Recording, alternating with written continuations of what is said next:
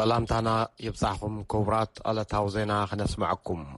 أجراوي تكال سدتنياتات ويكع ريفيجيس انترناشنال أبلع لدكانستيو تجراي بزعبا زور زولو صوتاوي تقعد سبصاب باوتيو تتكال لو محاموس 26 حساب زوصو سبصاب كوينات تجراي كابز جمر ندحر زغفأ أدرع زور دنزولو دكانستيو مهانا يحبر تتصبصاب حيلتات فدرالن سراوت إرتران نعوارح زخادة صوتاو متقعدتات كم زوردو يحبر حوحتون قال سباو قسطات كم زفت سمي تقس تتصبصاب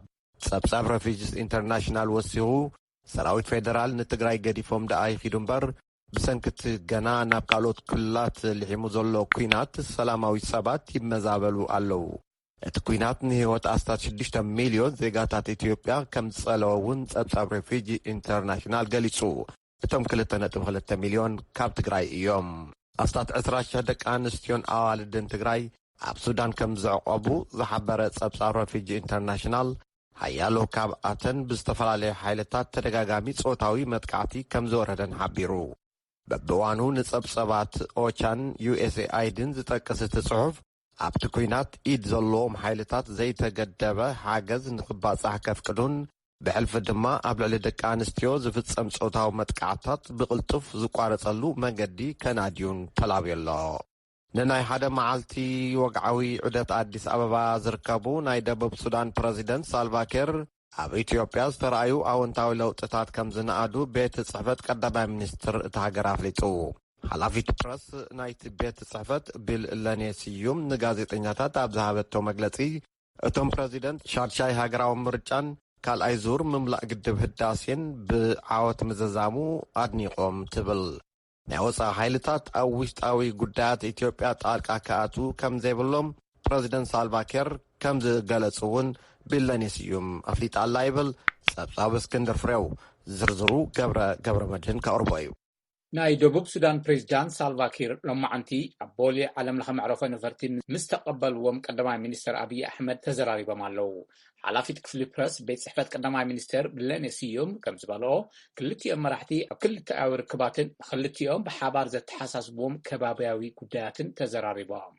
دوبوب سودان بريزيدنت سالفاكير إثيوبيا زمزقبتهم أونتاي وسيطات كم زدنقو وتن حلافيت برس تزاريبان. President Salva Kiir on his part congratulated the Prime Minister and the government for the peaceful conclusion of the 6th national elections. President Salva Kiir شارشا هاجراوي مرجع بعبوت بمززامو نقدماي مينسترن منغستن እንኳዕ ሓጎሰኩም ኢሎም ካልኣይ ዙር ምምላእ ግድብ ህዳሴ ብዓወት ምዝዛሙ ብምንኣድውን ደቡብ ሱዳን ምስ ኢትዮጵያ ዘለዋ ርክብ ዝለዓለ ቦታ መሃባ ከም እትቕፅል ደጊሞም ኣረጋጊጾም እዮም እየን ዝበላ ኣብ ሰሜን ኢትዮጵያ ዘሎ ግጭት እውን ኣብ እዋን ምይይጥ ናይ ክልቲኦም መራሕቲ ከም ዝተልዓለን ናይ ደቡብ ሱዳን ፕሬዝዳንት ንጻዕርታት መንግስቲ ምድጋፎምን ብለነስዩም ሓቢረን He condemned the attack of the Northern Command by the TPLF which initiated an armed conflict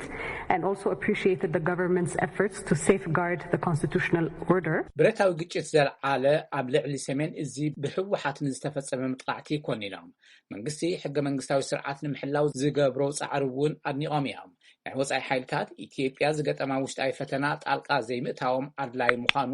ኣጽንዖት ብምሃብ ገሊጾም እየን ዝበላ ብለነስዩም ኣብ መግለጺአን ህወሓት እትውግእ ናብ ክልላት ዓፋርን ኣምሓር ምስፍሑ ስዒቡ ዝተመዛበሉ ሰባት ቁጽሮም ምውሳኹ ገሊጸን ኣለዋ በዝሒ ተመዛበልቲ ልዕሊ 500,000 ምዃኑን ህጹጽ ረድኤት ከም ዘድልዮምን ሓቢረን ኣለዋ መንግስቲ ኣብ ክልል ዓፋር ንዝርከቡ ተመዛበልቲ ኣስታት 5,000 ኩንታል እኽሊ ምክፍፋሉን ተወሳኺ 4,600 ኩንታል ድማ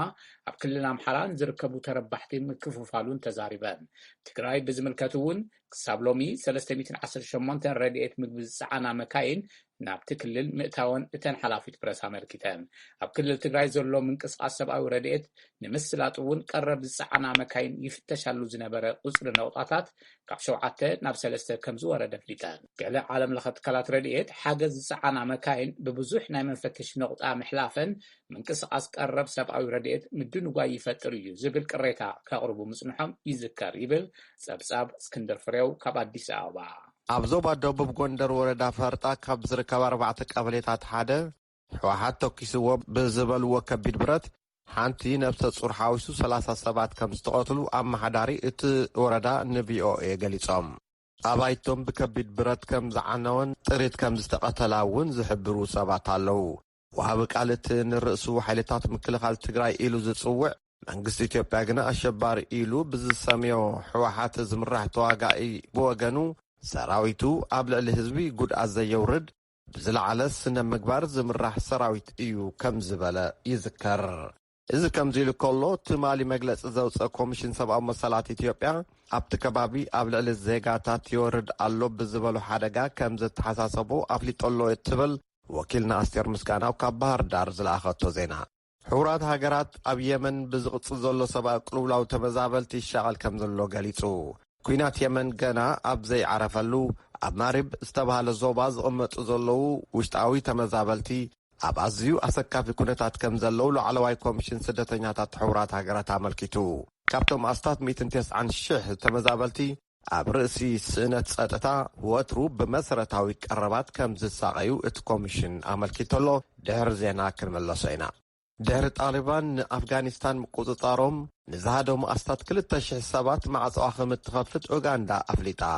ኣብ ኡጋንዳ ወሃቢ ቃል ኤምባሲ ዩናይትድ ስቴትስ ብወገኑ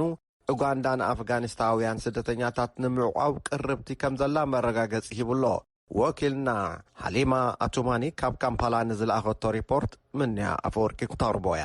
ስቴት ሚኒስተር ጆን ሙሊምባ ንድምፂ ኣሜሪካ ከም ዝሓበርዎ ቀዳሞት 51 ኣፍጋናውያን ናብ መዕርፎ ነፈርቲ ኢንቴቤ ኣትዮም ኣለዉ። ሙሊምባ ከም ዝገለጽዎ ኡጋንዳ ነቶም ስደተኛታት ክትዕቁብ ብሕቡራት መንግስታት ኣሜሪካ እዩ እትሕቶ ቀሪብላ። Dictated the numbers will be between 2,000 and maybe 2,500. እቲ በአሜሪካ ዝቀረበ ጠለብ ካብ 2,000 ክሳብ 2,500 ስደተኛታት ዝብል ነይሩ። ስለዚ 51 ጥራይ ኢና ተቀቢልና ዘለና እሞ እዚ ከዓ ኣዝዩ ገና እዩ። ብሕጂ ዝበዝሑ ክመፁ ምዃኖም ግን ክሕብር እደሊ ኢሎም እቶም ሚኒስተር። ወሃብ ቃል ኤምባሲ ኣሜሪካ ኣብ ኡጋንዳውን ብዛዕባ ኣብ መንጎ ክልተ ሃገራት ዝተገብረ ስምምዕ ድሕሪ ምጥቃስ ኡጋንዳ ብዝወሰደቶ ተበግሶን ኢዱ እቶም ኡጋንዳ እትዕቅቦም ዘለዉ ኣፍጋናውያን ብጣሊባን ሓደጋ ከይወርዶም ዝፈርሑ ምዃኖም እቶም ሚኒስተር ይጠቕሱ። ስለዚ ከዓ ይውስኹ እቶም ሚኒስተር ህይወቶም ከድሕኑ ናብ ካልኦት ሃገራት ሃዲሞም ከይዶም ጸኒሖምስ ንዝሕሽ ዕቁባኦም ናብ ኡጋንዳ መጽኦም ዘለዉ ንድሕነት እቶም ዜጋታት ተባሂሉ መንነት እቶም ተመዛበልቲ ከም ዘይግለጽውን ሚኒስተር ሙሉምባ ይውስኹ። ስእልቶም ስደተኛታት ከይዝርጋሕውን ኣዘኻኺሮም። ኡጋንዳ ካብ ዝተፈላለየ ሃገራት ኣፍሪቃ እተዋጽኡ ኣስታት 1.5 ሚልዮን ስደተኛታት ኣዕቂባ ምህላዋ ይፍለጥ። ኩነታት ኣፍጋኒስታን ቅልጡፍ ምቅያር ኣብ ዝገበረሉ እዋን እቲ ዝያዳ ኣሻቐል ኮይኑ ዘሎ ምግዓት ዜጋታት ኣንፈት ጉዕዞ ጣሊባንን ኮይነሎ። ቪኦኤ ጣሊባን ነቲ ሃገር ካብ ዝቆጻጸረሉ እዋናት ሒዞም ዝተፈጸሙ ኣገደስቲ ፍጻመታት ቀሪቡልና ኣሎ። ተወልደ ገብርኤል ጾሚቑ ከቕርቦ እዩ። ኩነታት ኣፍጋኒስታን ካልኦት ሃገራት ምስ ጣሊባን ብዝገብርዎ ዘለዉ ዝምድና ኾነ ምትፍናን ኣቓልቦ ዓለም ስሒቡሎም ክሳብ ሎሚ 26 ነሓሰ ተፈሊጦም ዘለዉ ዓበይቲ ፍጻመታት እዞም ስዕቡ ክጥቀሱ ይከኣሉ። ኣሜሪካ፣ ብሪጣንያን ኣውስትራልያን ብሕልፉካ ኣብ ከባቢ መዓርፎ ነፈርቲ ካቡል መጥቃዕቲ ግብረ ሽበራ ከጓንፍ ስለ ዝኽእል የጠንቅቕ ኣለዋ። ሓደ ካብቲ ነዚ ሻቕሎት ኣገዲዱ ዘሎ ኣብቲ ከባቢ መዓርፎ ነፈርቲ ድሮ ኣጓኒፉ ዘሎ ምፍንጃር ቦምባ እዩ። ዛጊት ፈጸምቲ እቲ ምፍንጃር ቦምባ ደኣ ኣይፈለጡ እምበር ከም ዘጋጠመስ ብወገን ምክልኻል ኣሜሪካ ፔንታገን እውን ተረጋጊጹሎም። በዚ ዝተሻቐላ ኣሜሪካ፣ ብሪጣንያን ኣውስትራልያን ዜጋታተን ኣብ ከባቢ መዓርፎ ነፈርቲ ካቡል ብዛዕባ ክገብርዎ ዝግብኦም መጠንቀቕታታት የመሓላልፋ ኣለዋ። ካብ ንጥፈታት መዓርፎ ነፈርቲ ካቡል ከይረሃቕና ካብ 14 ነሓሴ ኣትሒዛ ኣሜሪካ 95,700 ዜጋታት ካብ ኣፍጋኒስታን ከም ዘውፅአት ካብ ቤተ መንግስቲ ዋይት ሃውስ ዝወፀ መግለፂ የነጽር። ብኣገላልጻ ጸሓፊ ጉዳያት ኣሜሪካ አንቶኒ ብሊንከን ግን ገና ኣስታት 1,500 ዝኾኑ ዜጋታት ኣሜሪካ ኣብቲ ሃገር ከም ዘለዉ ይግመት። ምክትል ፕሬዚደንት ካሜላ ሃሪስ ብወገና እቲ ናይ ምግዓት ስራሕ ኣዝዩ ሓደገኛ ደኣ ይኹን እምበር መንግስቲ ኣሜሪካ ግን ዝከኣሎ ይገብር ከም ዘሎ ወሲኻ።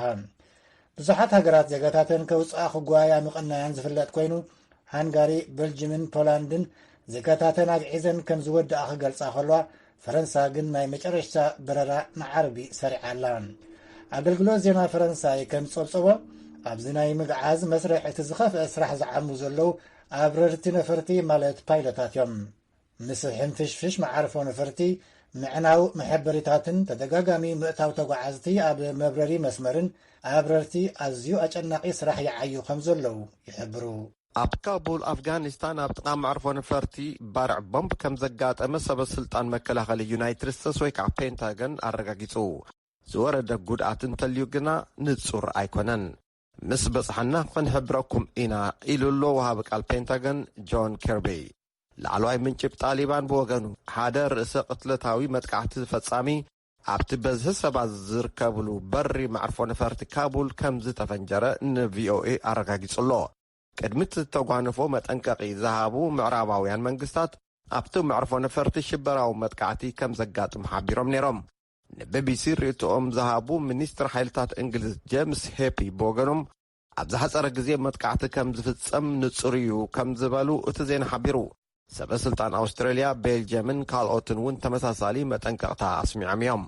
ሚኒስትር ወፃኢ ኣሜሪካ አንቶኒ ብሊንከን ብወገኖም ኣብ ኣፍጋኒስታን ሸበራዊ መጥቃዕቲ ዳዕሽ ክህሉ እዩ ኢሎም ነይሮም። ብርክት ዝበሉ ዝተሓሸጉ ኣፋውስ ኮቪድ-19 ከም ዝተበከለ ዘረጋገጸት ጃፓን ን1.63 ሚልዮን ሞደርና ዓይነት ክታበት ገቲኣቶ። ሚኒስትሪ ጥዕና ጃፓን ሎሚ ሐሙስ እዩ ነቲ ስጉምቲ ወሲዱ። ሚኒስትር መከላኸሊ ጃፓን ብወገኑ ካብ መንጎት ዝተበላሸው ዓይነት ክታበት ኣብ ክፍለ ሃገር ኦሳካ ንኣስታት 2 ሰሙን ንሰባት ከም ዝተሃወ ኣፍሊጥሎ። ሚኒስትሪ ጥዕና ብወገኑ ዝሰዓበ ኣሉታዊ ውፅኢት ዛጊድ ኣይተረኽበን ይበል። እቲ ዝተበላሸው ክታበት ሞደርና ኣብ ሃገረ ስፓኝ ዝተፈብረከ ከም ዝነበረ እውን እቲ ዜና ሓቢሩ። ማሕበረሰብ ስለያ ዩናይትድ ስቴትስ ኣብ ልዕሊ ምንጭ ኮቪድ-19 ንዝቐረቡ ሓበሬታታት ብስመርመሩ ኣብ ቅኑዕ መደምደምታ ክበጽሑ ከም ዘይከኣሉ ንፕረዚደንት ባይደን ገሊጾምሎም። ኣብ ዙርያ ዓለም ልዕሊ 213.2 ሚልዮን ሰባት በቲ ቫይረስ ተታሒዞም ልዕሊ 4.4 ሚልዮን ሰባት ድማ ሞይቶም እዮም ብመሰረት ጆንስ ሆፕኪንስ ዩኒቨርሲቲ ኣብ ዩናይትድ ስቴትስ። ፕረዚደንት ባይደን ብወገኖም እቲ ፈለማ ኣብ ዋን ቻይና ዝተኸሰተ ቫይረስ ካብ እንስሳ ናብ ሰብ ዝተመሓላለፈ ድዩ ወይስ ካብ ቤተ ፈተነ ውሃን ብሃንደበት ልሒኹ ዝወፀ ዝብል መርሚሮም ኣብ ውሽጢ 9 መዓልታት ሪፖርት ከቕርቡ ኣብ ግንቦት ንናይቲ ሃገር ኤጀንሲታት ስለያ ኣዚዞም እዮም። ውድብ ጥዕና ዓለም ብዘካየዶ ባዕላዊ ምርመራ እቲ ለበዳ ካብ እንስሳ ናብ ሰብ ብምሕላፍ ጀሚሩ ክኸውን ይኽእል እዩ ዝብል ሪፖርት ድሕሪ ምቕራቡ እዩ ፕረዚደንት ባይደን ንትካላት ስለያ ዩናይትድ ስቴትስ ክምርምርዎ ዝኣዘዙ። ውድብ ጥዕና ዓለም ብወገኑ ኣብቲ እዋን ከምኡ ዝበለ ሪፖርት ብምውፁ ብፍላይ ድማ መንግስቲ ቻይና ኣብቲ ምርመራ ምስ ዓለም ለኸ ትካል ጥዕና ስለ ዘይተሓባበረ ዘይምልእ እዩ ብዝብል ተነቂፉ እዩ። ዜና ተፈጺሙ።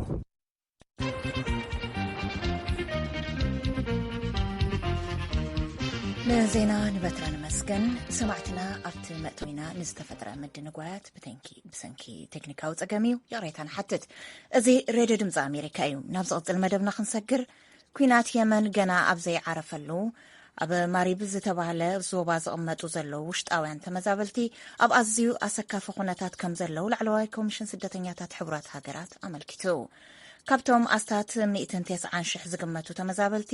ኣብ ርእሲ ስእነት ጸጥታ ወትሩ ብመሰረታዊ ቀረባት ከም ዝሳቀዩ እቲ ኮሚሽን የመልክት። ወኪልና ሊዛ ሽላይን ንዝለኣኸቶ ጸብጻብ ኣብርሃም ተስፋልኡል ተርጊምዎ ኣሎ። ምን ኣፈወርቂ ክትቕርቦ እያ።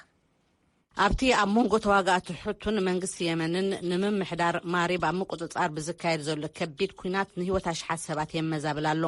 ብላዕለዋይ ኮሚሽን ስደተኛታት ሕቡራት ሃገራት ኣብ ቀረባ ግዜ ኣብ ዝተኻየደ ዳህሳስ እቲ ንኣስታት 190,000 ውሽጣውያን ተመዛበልቲ ዓቂቡ ዘሎ ማዓስከራት ብስእነት መሰረታውያን ቀረባት ይስቀሎም።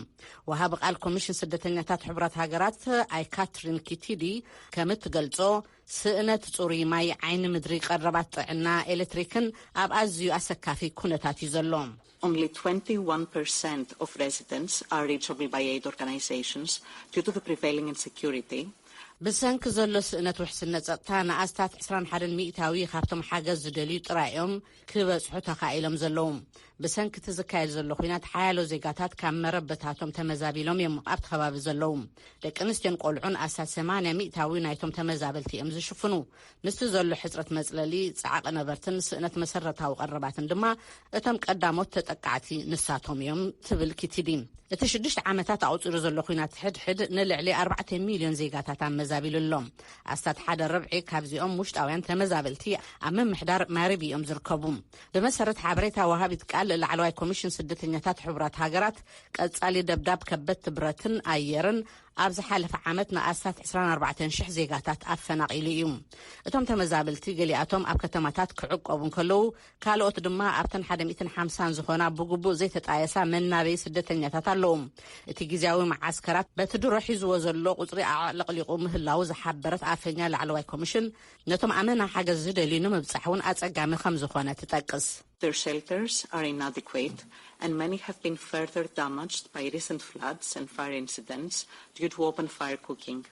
እዞም ዕቆቢታት እኹላት ኣይኮኑን ካብ ኩሉ ዝገደደ ድማ በቲ ኣብ ቀረባ ግዜ ዘጓነፈ ውሕጅን ብሰንኪ ኣብ ደገ ምኽሻን ዘጋጠመ ባርዕን መሊሶም ተጓዲሎም እዮም ዋላ ካስእነት ቀረባት እንተሎ ኣማራጹን ስለዘየለ ገለ ስድራቤታት በታ ዝረኸብዋ ከምኒ ኮበርታ መሸፈኒ ፕላስቲክን ኣጭርቕትን ተጠቒሞም መጽለሊታት ይሰርሕለዉ ዝበለት ወሃቢት ቃል ኪቲዲያ ኮሚሽን ስደተኛታት ሕቡራት ሃገራት ንኹላቶም ተቐናቐንቲ ሓይልታት ንሰላማዊ ህዝቢ ዘይተገደበ ሓገዝ ክባጻሕ ክፈቕዱ ይጽውዕ እታ 15 ሚልዮን ዝበጽሕ ህዝባ ኣብ ድርኩኺት ዓጸቦ ዘላ የመን ብመግለጺ ሕቡራት ሃገራት ኣብ ዝኸፍአ ዓለማዊ ቅልውላውያ ዘላ እዚ ካብ ዋሽንግተን ዲሲ ዝመሓላለፍ ዘሎ ራድዮ ድምፂ ኣሜሪካ እዩ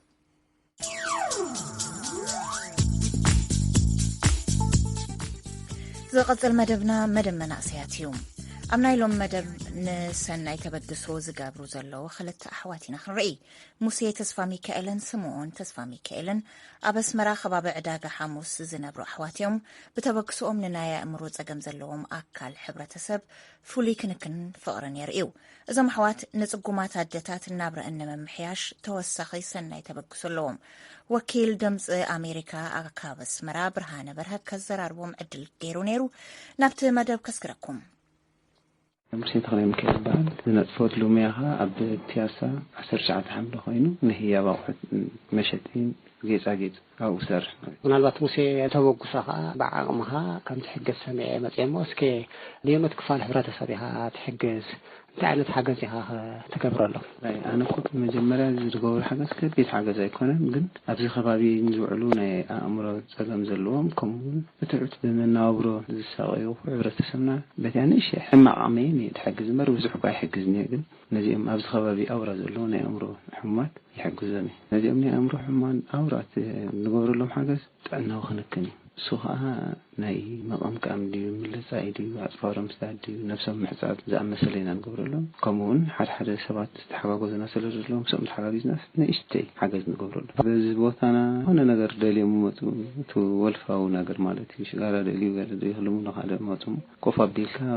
ሻይ ኣዚዝካ ትዕልሎም ተብሎም ዲ ልክዕ ናይቲ ንእሽተይ ነገር ትዕልሎም ከዓ እሶም ንዓለም ኢሎም ናባኻ መፁ ከንሰብ ከዓ ድብለካ እዮም ተኣዚዞም ኸዱ ብኸምዚና ንቐርቦም ንሕና ካብ ድጅምረና ወይሕን ድገይሩ ብልዕሊ 10 ዓመት ገብሪ ስሩዕ ክንዲ ዘኳይን ብሎም ግን ድመፀኒ ድራኹ ሕሙም ሰብ ካብ ምሕጋዝ ድሕር ኣይብልኒ ከቕፅል እያ ነዚ ሰናይ ተግባር እዚ ምሳኻ ኮይኖም ዝተሓጋገዙኻ ኣለዉ ድዮም እንታይ ዓይነት ሓገዝ እዮም ዝገብሩልካ ኣለዉ እንቲኦም እንዳቐምቃማይ ክሲድካ ተቐምቆም ከለኻ እቲኦም ሻወር ድሕፀውሉ ተወስዶም ከለኻ ርስሕያተዮም ከምዚኦም ወይ ናይ ቁማል ነገር ኣለዎም ኢሎም ዝኾነ ነገር ታዕሽማ ይገብሮን እዮም ዝያዳኻ እንደዚ ጋጣምኻ ንዕምካ ይመስከንኩም ክሓልፍ ኣይደልዩን عنك أخذت أبعد اليوم. أبي وتها سيرك هذا حسبهم. نسوي سايتات كمن يشوفونه زحجزوا حلودي. سيدوا زحب وسايتات يجوروا حد خلت سوات كان نايفدان حلواسات نجار حاجة زجور لي. تي تفلكوا ولا بس رح يكون في لي سدلهم تجحمي جرجرجن. لبزع جزء أبسم بتحرف عمل وعلى جور لي كانوا قلنا في نقام كماي وسيدنا بسرعة كل جحمام وهون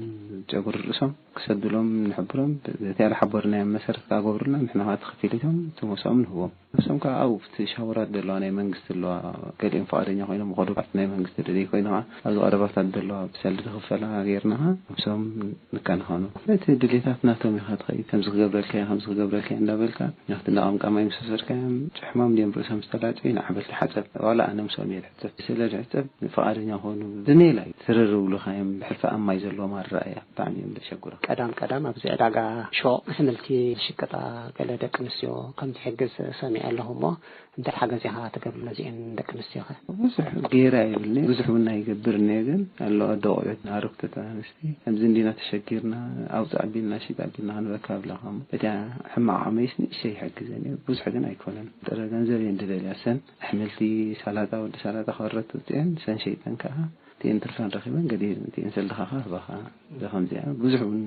قبل يسايبني طبعا ساعات كابس خبابي بلد ما عندي نفس دلا ما رغب كذا ده 50 دينار دلينا تيلانها بقى نتي على ما تعتك تبان نتين ما تعرف عجزني شيء قبل اللينا خمس الوقت عندي أفتح عرته خمس غيرنا مبال نور عندي جن الله عدي تعرف أبيد ولا زناي تريت بسرعة للسوس عاد متقبرة قالوا أنا بجزا كفر ولا حنت تعيش مدي بلن وتين كل مناون دسكفن عدي تعرف